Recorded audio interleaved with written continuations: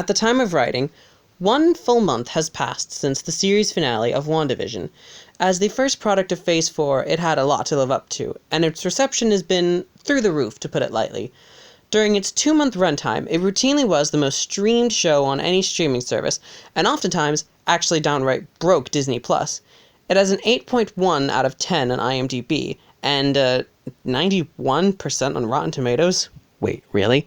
The only things in the MCU with a score higher than that are Endgame, Black Panther, Homecoming, Ragnarok, Daredevil, Guardians of the Galaxy, Agents of S.H.I.E.L.D., and Iron Man. That will put WandaVision among the top 10 greatest things in the MCU, and that's including some of the now non-canon shows that are only tangentially related to the MCU. All of this apparently doesn't matter because this character isn't who I thought it was. Let's discuss. There's been a certain slew of people in fan circles that when watching a show, instead of just taking it at face value and enjoying the damn thing, they create a theory, latch onto it, claim little things like Easter eggs or undeniable proof that the theory is true, and then when it turns out not to be true, get indescribably angry and furious at the show for not proving their fan theory right, and then call the show bad because it wasn't the same thing as the imaginary version they concocted in their head. If this sounds biting and dismissive of those types of fans, that's because it is. I have had less and less sympathy for that type of fan that thinks every half-baked fan theory that they come up with on a whim must be in the product, or else it's an objectively bad piece of entertainment. And, at first this kind of thing was harmless, passively annoying, if not amusing. It's not really hurting anyone, it's just a bunch of man-children getting too worked up into the shows and movies they consume, and spending way too much time dissecting it. Nowadays, though, things have changed, and these fan theories have started to actually affect the stories themselves, and the writers actually end up changing the stories to accommodate the fan theories directly. But I'm getting ahead of myself. How does this relate to WandaVision? Well, first it needs to be remarked that this kind of fan theorizing usually finds itself in places that are not warranted.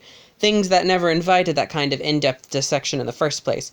WandaVision, to those fans' credit, is not like that. It is actually a mystery show, so this type of thing is encouraged right from the word go.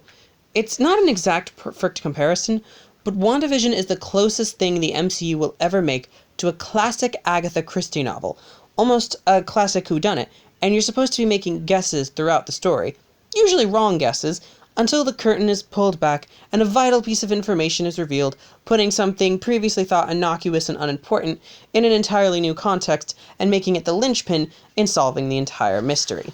And to WandaVision's credit, it does this very well. WandaVision has multiple intersecting mysteries, and most of them can be cleanly split into 2 categories. The easy ones that everyone guessed before the show even started, and the ones that no one figured out and got everyone needlessly mad. Although one of those kind of falls in both categories, so... Anyway, let's delve deeper into WandaVision, and let me explain to you how all of the mysteries are actually rather brilliant, and then we're going to be talking about the broader topic of this kind of mystery-mongering and fan theorizing, basically ruining the entertainment industry as a whole. Okay. So, first off, Agnes. Apparently people had already figured out from the trailer alone that Agnes is actually now most beloved witch, Agatha Harkness. People who read the comics recognize that her name was very similar to a character that had an already established relationship with Wanda. I don't read the comics, and I was also not involved with the fan community talking about a show that hadn't come out yet, but after the first couple of episodes, I saw this theory popping up everywhere. People latched onto this theory from before episode 1, and they ended up being right, so this is an uncontroversial aspect of the show. Nearly everyone loves Agatha. Her badass villain song has spent the last 2 months replaying through my head over and over again. The other theory is kind of both, as I pretty much figured it out right away, but fans insisted must be something else, that being the literal whodunit of the story. From the moment the first trailer came out, there was never a doubt in my mind that Wanda created this fake reality. Upon watching the first episode, it actually surprised me that they were turning this into a vital mystery, because it just always seemed so obvious. What do you mean, who's doing this to her? Wanda's doing this. The brilliance of both of these mysteries is that the show offers red herrings to try to steer us off the track.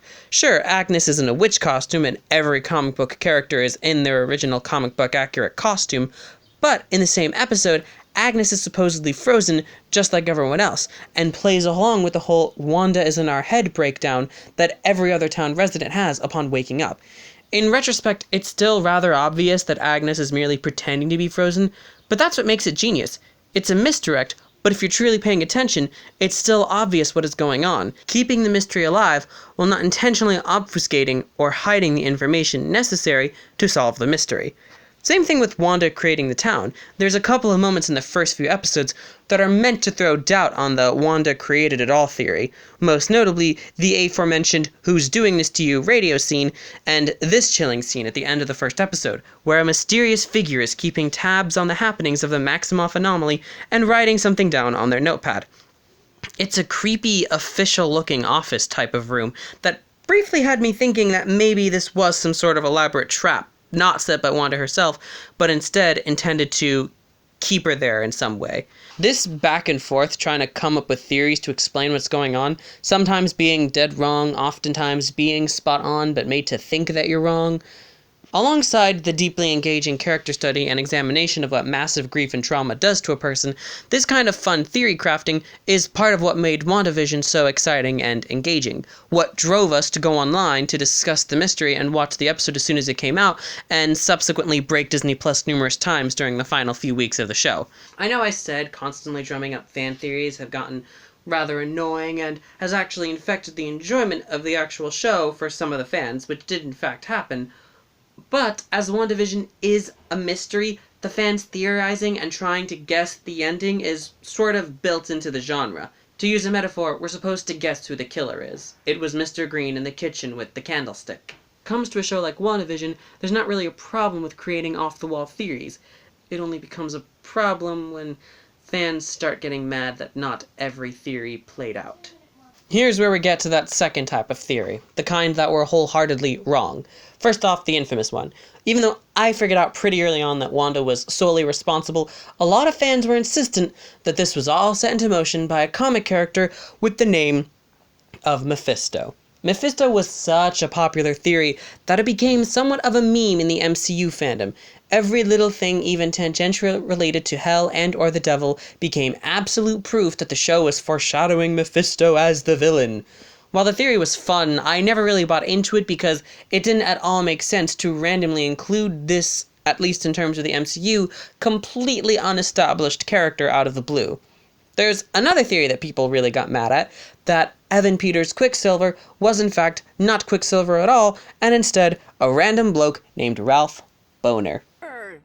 Ralph Boner? Boner.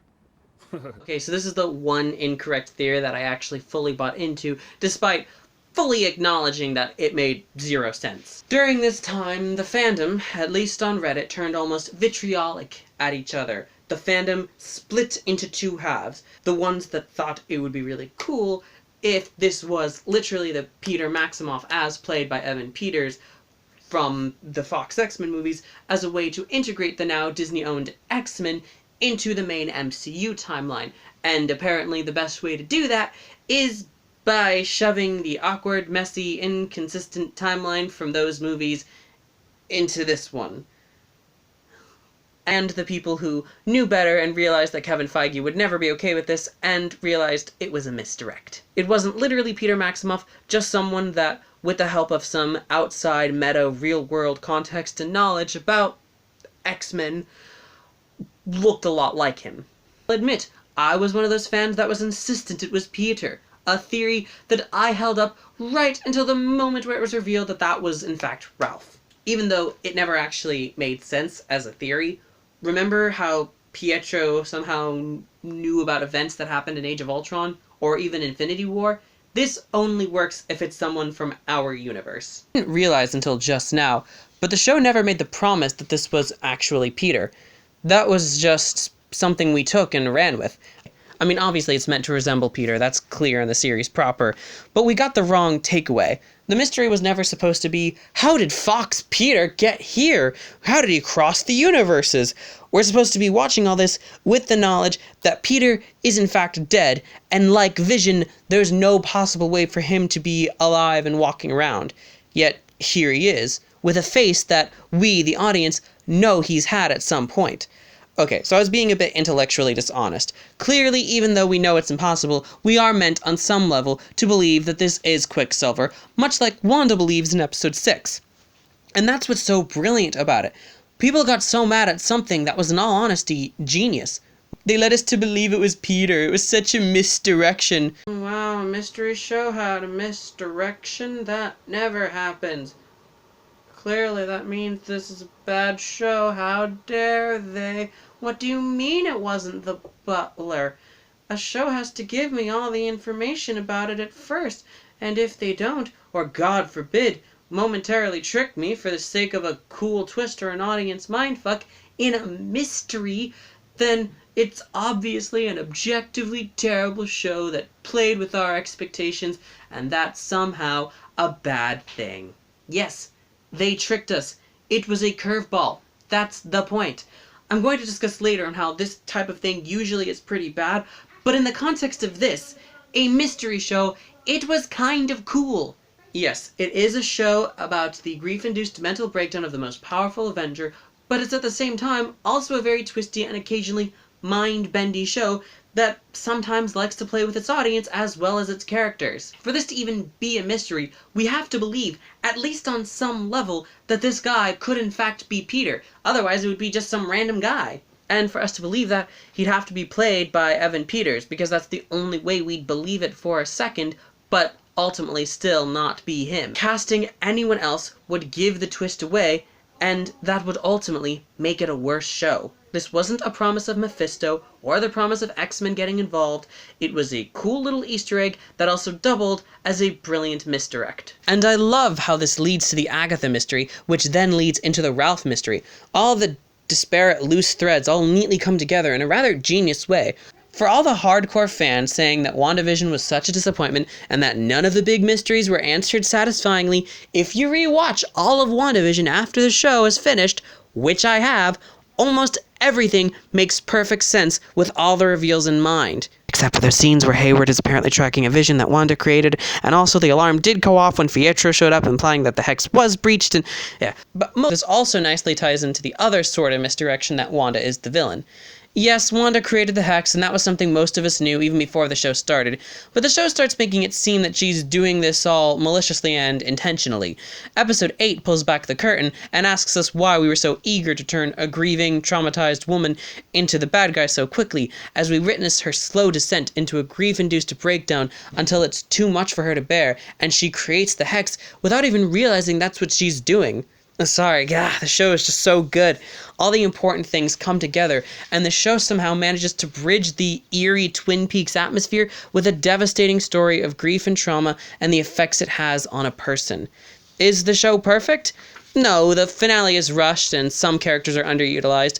Monica does ultimately get pushed to the wayside, becoming yet another example of the black best friend sidekick that Marvel absolutely loves. But if you're going to criticize WandaVision, please stick to the actual flaws in the show, not imaginary flaws that the show isn't the same one as the one you made up in your head. We were never promised Mephisto. We were never promised a Doctor Strange cameo. We were never promised Peter Maximoff. Hell, we were never promised an X-Men reveal. That was just something that, again, we ran with because the ending of the comic this is loosely based on had to do with mutants. It is not the show's fault that you had expectations they never really set up. The show was always about Wanda and her grief, not about setting up a billion other things for the future. Personally, this all makes me really happy that WandaVision was fully completed before any second of it was ever seen by fans. Fandom didn't have the opportunity to influence the text and have the writers change shit at the last second for one reason or another. Unfortunately, for less talented, more hack writers, this has become an all too common problem in the industry. Some might call this epidemic by its fandom-acquired name, subverting expectations, and it can actually happen in stories that aren't even mysteries, just regular-ass run-of-the-mill dramas. The most egregious example in recent years would be the most beloved season of television of all time, Season 8 of Game of Thrones. Oh boy. You see, in a perfect world where one of the formerly biggest cultural phenomenons of the century was not being written by a bunch of talentless hacks that didn't know what the fuck they were doing, a variation of some or all of these things would have occurred. Jon would have been the one to slay the Night King, or the Night King would have won entirely, or the Long Night that's been set up as one of the most fraught, dramatic, and devastating battles in the world's history would have lasted longer than it takes to watch a Lord of the Rings movie. Jaime would fulfill his character arc as the Queenslayer and kill his sister, thereby both completing his arc and the prophecy Cersei received all the way back in Season 5. And whoever would ultimately sit on the Iron Throne would be someone that would make any logical or internal sense at all. One of those things would have been good. And, as a bonus, it might have decided not to portray the only two queens in the world's history as evil, psychopathic monsters that had to be put down like Old Yeller. However, because we had been religiously following the story, some than others, people had pretty much already guessed these things. However, because we had been religiously following the story, some much longer than others, people had pretty much already guessed those things. If those things had occurred, it wouldn't be surprising to the audience, and as we all know, that's the most important thing in a story. Not whether the story actually makes sense within the context of itself, and all the threads are wrapped up successfully and the themes actually mean something. Instead, D&D subverted our expectations by having a bunch of random shit happen that made no sense, and as to this day, we're still not sure any of the prophecies actually ever came true. No, I'm not still upset about Game of Thrones, why do you ask? I'm not saying that everything in the series had to happen exactly the way I thought it would. I'm not trying to Mephisto Game of Thrones. I am saying that the story did have to make some semblance of sense and satisfyingly complete the story that they were telling for almost a decade, instead of just surprising the audience on the basis of cheap shock value. The problem isn't really rabid fan bases, the problem is talentless hack writers who use those fan bases as a sort of gauge on how to judge their own story and change it accordingly. Case in point, we're going to talk about one more example, the Star Wars sequel trilogy. RIP comment section. The Force Awakens, for as much as people love it and, like to say it's better than the two movies that followed it, it is the originator of pretty much all the problems that plagued the entire trilogy. J.J. Abrams, because he only has one type of story that he reuses over and over again, decided to implement mystery box storytelling where it wasn't needed, making a big deal and contriving a whole mystery over Rey's parentage as if that matters in any way. Coupled with that, the decision to have Luke already gone into hiding in service of another pointless mystery, Rian Johnson really only had one option left. And just to be clear, he made the right call. The Last Jedi is far and away the best movie of the three because Rian took lemons and made them into thematically rich and satisfying lemonade. Why is Luke not involved in the war against the neo-fascist regime that's led by the Jedi he trained? Oh, because he sensed the dark side ahead of time and almost killed him, and as a result, inadvertently created Kylo Ren and therefore feels a combination of guilt over what he did and disillusionment of the Jedi Order itself. Why is Rey so obsessed with lineage?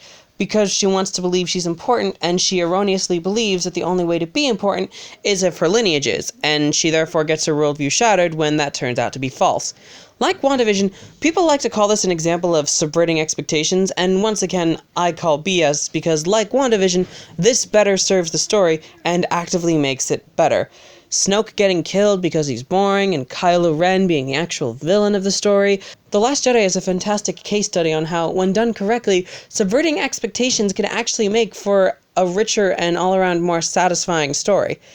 However, we all know what happened next. Even though the people that actually mattered, i.e. audiences and critics, loved the film, a small but absurdly vocal group of fans made no attempt to hide their intense hatred of the movie, and it's become somewhat a meme that the maladjusted, basement-dwelling, worst kind of Star Wars fans are almost all guaranteed to hate The Last Jedi because it did things that they personally perceived as insulting to the fandom as a whole, or they're arrogant twats and think they know better than a professional writer, and insist that all the brilliant swerving of expectations I outlined earlier is actually indicative of an objectively bad piece of work, and Rian is a terrible writer, actually.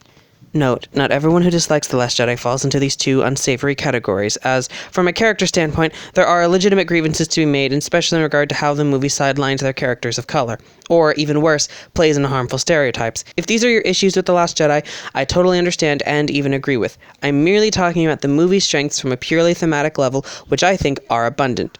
In most cases, the people who dislike The Last Jedi are usually not the nicest people in the world.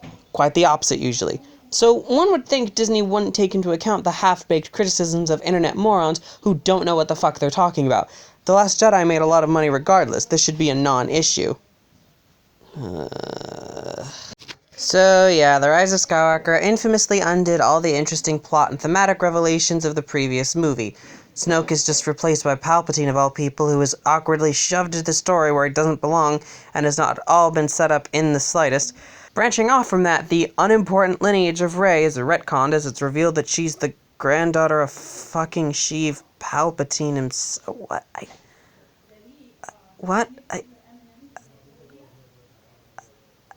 How? And, in addition to the unnecessary, clunky, and awkward retcons of plot developments that angered fans in an effort to placate them, there was another subset of gross fans who got their shitty opinions worked into the product itself. You know all the weird fangirls who fell head over heels over Kylo Ren and insisted that he be redeemed, or even worse, paired with Rey? Yeah. And this may all seem disconnected and disparate, but it all feeds into the same thing, and Star Wars is a direct contrast with how badly they handled their mysteries and how well WandaVision handled theirs. They didn't retroactively change Agnes's identity, and similarly, they didn't decide to actually make Pietro literally the Peter from the Fox X-Men movies, and consequently force the convoluted, inconsistent Fox timeline into the mostly clean MCU timeline. That would be a stupid idea, and it's ultimately a good thing they didn't do that. And yeah, there were misdirections along their way. It's a mystery. Those are par for the course. But the actual meat of the story was clear, logical, thematically consistent, and did right by almost all of its characters. It essentially did what a story is supposed to do, and that is an expectation that must always be met. And guys, maybe we could try just a little bit to get less worked up when our insane theories turn out to be false. Just a little. I'm not saying we shouldn't speculate at all. Making up theories is really fun. Hell, I did it all 8 weeks of the show's runtime. But I also understood that they were ultimately just speculations, and the show wasn't obligated to make any of them true. The fun of speculation isn't from being 100% confident that everything you say will end up happening. It's from making guesses, watching the show, and figuring out as you go along how spot on you were. I don't know, that's just me though. Maybe you guys get off being angry about Mephisto or something.